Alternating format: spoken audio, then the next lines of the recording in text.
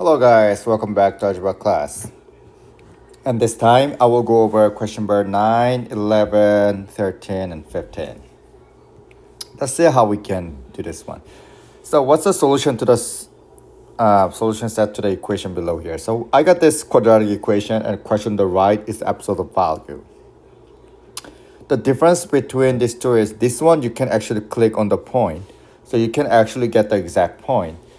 On the other hand, this one you cannot. So if you want to put this one into decimals, you actually have to estimate the point by just looking at the line. Or what you can do is you can just copy this one down. And on the other side, you just put parentheses. And you cannot put equal sign. Instead of equal, you just put minus. In that case, you can actually click on the point. Okay, now, but let's do this right now. So if I put this one into decimals,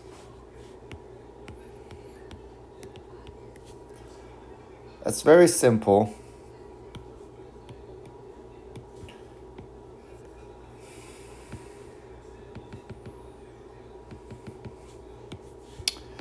It's gonna be 6x squared minus 7x equals 4 minus 9x. So if I click this 2, I got negative 1 and 0.667, which is your favorite number, 67.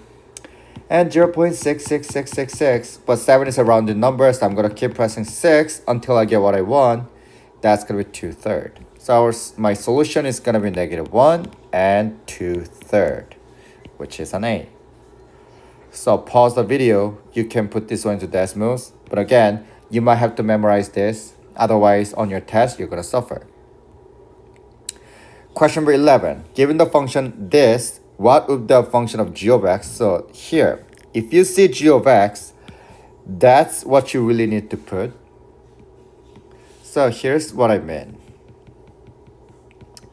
So first, this is a graph transformation, so you can actually use f of x. So I'm going to put f of x equals square root of x plus 2. So I get this graph. You want to find g of x. What is g of x? Negative 2 f of x. So in that case, you will actually be able to see the graph. So you get this graph.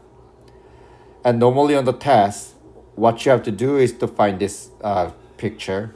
But here, in this case, I only have the equations. So what you can do is you can put every single one of these into decimals and see which one actually matches with this green one, okay? Because the red one is original. But in this video, instead of me going over this, I will go over this one by hand.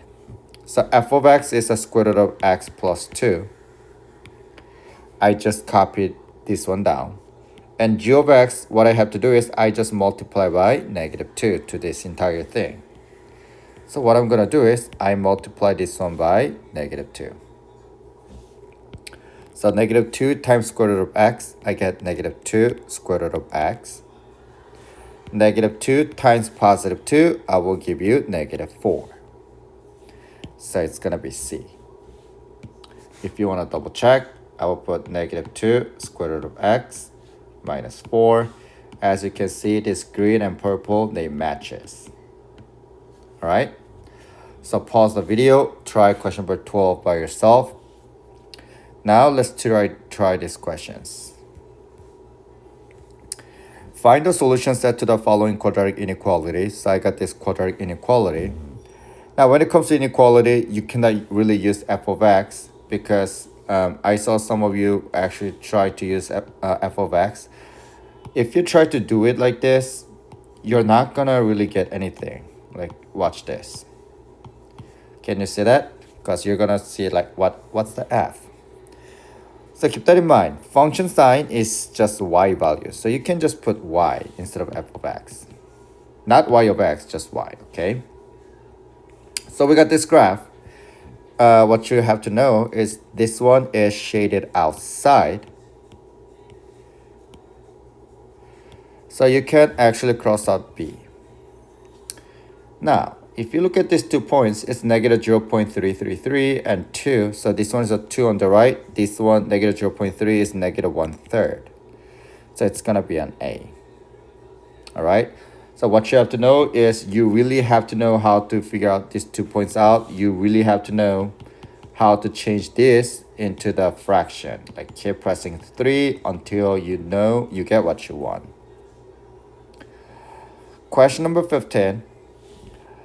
If you put this one into decimals, you're going to get one of this. Again, it's very simple here. 2 absolute value of x minus 3 plus 1 is greater than 3. So again, I cannot click on this one because it's an absolute value.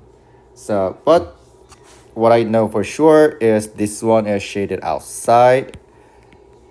So I can actually cross out A and C. And I can kind of tell this one's a 2 and 4. So answer is going to be B.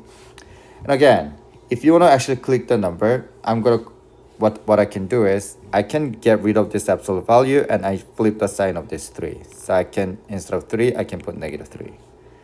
So I'm going to click this, minus 3. In that case, I don't know which one is shaded, but I later know it's shaded outside.